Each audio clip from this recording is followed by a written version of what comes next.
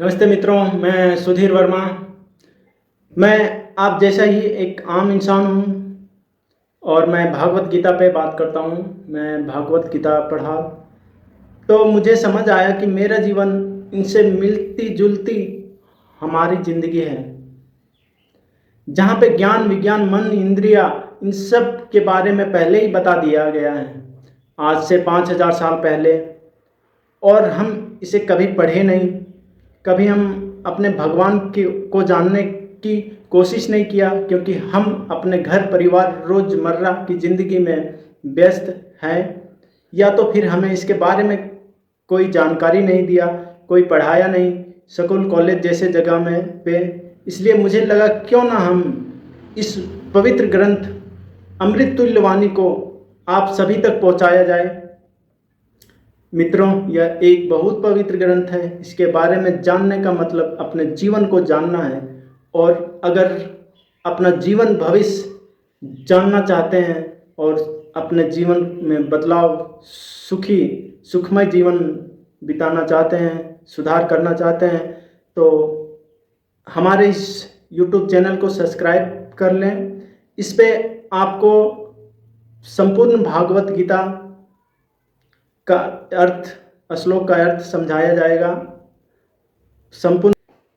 आइए बात करते हैं श्रीमद् भागवत गीता अध्याय 3 कर्मयोग श्लोक नंबर 14। सारे प्राणी यज्ञ पर आश्रित है, जो वर्षा उत्पन्न होता है। वर्षा यज्ञ संपन्न करने से उत्पन्न होती है और यज्ञ नियत कर्मों से उत्पन्न होता है। मित्रों, परमेश्वर जो यज्ञ पुरुष अथवा समस्त यज्ञों के भोक्ता कहलाते हैं, सभी देवताओं के स्वामी है, और जिस प्रकार शरीर के यज्ञ पूरे शरीर की सेवा करते हैं, उसी तरह सारे देवता उनकी सेवा करते हैं। इंद्र, चंद्र तथा वरुण जैसे देवता भगवान द्वारा नियुक्त अधिकारी हैं, जो सांसारिक कार्यों की देखरेख करते हैं। सारे वेद इन देवताओं को प्रसन्न करने के लिए यज्ञों का निर्देश करते हैं, जिससे वे यज्ञ उत्पन्न के लिए प्रचुर वायु, प्रकाश तथा जल स्वयं प्रदान करें। जब कृष्ण की पूजा की जाती है तो उनके यज्ञ स्वरूप देवताओं का भी पूजा हो जाता है, अतः देवताओं की अलग से पूजा करने की आवश्यकता नहीं होती।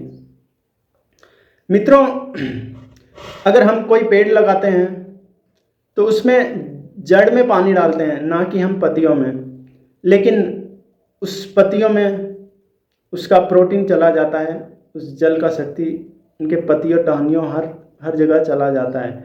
इसी तरह मित्रों, हम एक भगवान का पूजा करें जो श्री हरि विष्णु है, कृष्ण है। अगर हम इनकी पूजा करें तो समस्त देवी देवताओं का पूजा हो जाता है।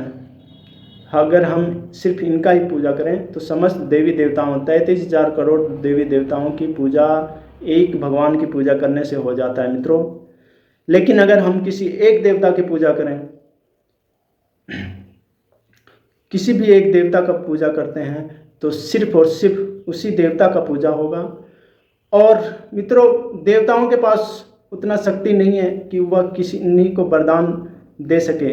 वह वरदान श्री हरि विष्णु ही देते हैं। वह उनकी इच्छा मनोकामना जो भी होता है वह श्री हरि विष्णु ही पूरा करते हैं। बस वह फल सिर्फ आपका इसी जन्म भर रहता है, वह फल आपको अगले जन्म में नहीं मिलता है, वह नाशवान फल है। और अगर हम वही पूजा श्री विष्णु जी का पूजा करके अगर हम वरदान पाते हैं, तो वह फल आपका जन्मों जन्मांतर तक रहता है। इसलिए मित्रों, सिर्फ श्री हरि विष्णु का पूजा करें, इधर उधर उलझ कर 50 भगवानों की पूजा ना करें। इससे आप भ्रमित रहेंगे, आपका दिमाग एक अस्थाई एक काम पे नहीं रहेगा, एक जगह सक्रिय नहीं रहेगा। इसलिए मित्रों, इस चीज़ को समझने की कोशिश करें और एक भगवान की पूजा करने की कोशिश करें, जो ईश्वर है, जो सबसे ऊपर है, जो इस संसार का पालन करता है, इस संसार का संचालक है, उनकी पूजा करने की कोशिश करें। मित्रों, अगर आपको यह विश्वास नहीं होता है तो आप भागवत गीता खुद पढ़ के देख सकते हैं। आप यूट्यूब, आप गूगल पे सर्च मार के देख सकते हैं और इस चीज़ पे रिसर्च करके आप स्वयं को जागृत कर सकते हैं। अतः देवताओं की अलग से पूजा करने की आवश्यकता नहीं होती। इसी हेतु कृष्ण भावना भावित भक्त सर्वप्रथम कृष्ण को भोजन अर्पित करते हैं और तब खाते हैं। मित्रों, इसीलिए सबसे पहले श्री कृष्ण को भोजन अर्पित किया जाता है, उसके बाद खुद खाते हैं। जिससे यह ऐसी विधि है जिससे शरीर की आध्यात्मिक पोषण होता है। ऐसा करने से न केवल शरीर के विगत पापमय कर्म फल नष्ट होते हैं, अपितु शरीर प्राकृतिक के समस्त कालमशों से निरापाद हो जाती है।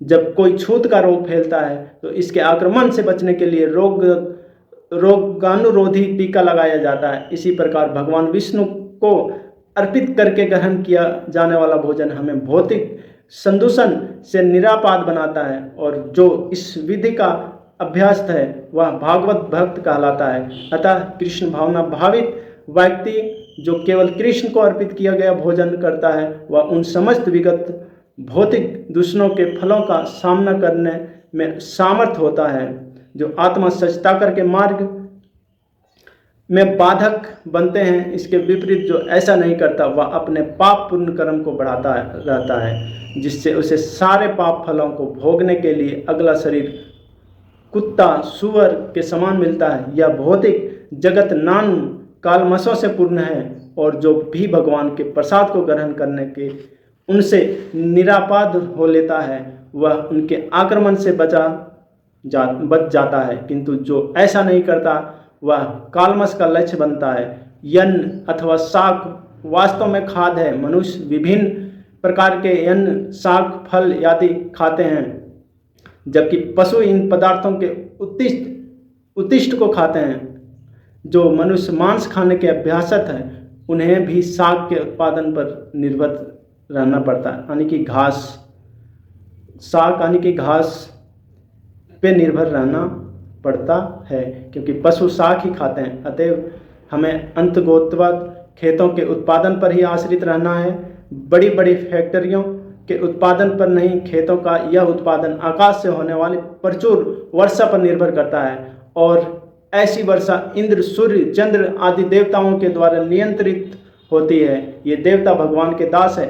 भगवान को यज्ञों के द्वारा संतुष्ट रखा जा सकता है। अतः जो इन यज्ञों को संपन्न नहीं करता उसे अभाव का सामना करना होता है। यही प्राकृतिक का नियम है। अतः भोजन के अभाव से बचने के लिए यज्ञ और विशेष रूप से इस युग के लिए संस्तुत संकीर्तन यज्ञ संपन्न करना चाहिए। मित्रों, आज हम 14वां श्लोक पूरा कर पाए, कल 15वां श्लोक होगा। वेदों में नियमित कर्मों का विधान है, और ये वेद साक्षात श्री भगवान पर ब्रह्म से प्रकट हुए हैं। फलत सर्वव्यापी ब्रह्म यज्ञ कर्मों से सदा स्थित रहता है। मित्रों, इस पे कल बात किया जाएगा। अगर आपको अच्छा चैनल लगता है तो आप इसे लाइक और सब्सक्राइब करें। नए मित्रों, हमारा पीछे का वीडियो देख सकते हैं। अगर शुरू से आपको श्लोक सुनना है तो आप पीछे जाके वीडियो देख सकते हैं। यह 6ठा पाठ है, बाकी का आगे दिया हुआ है। धन्यवाद।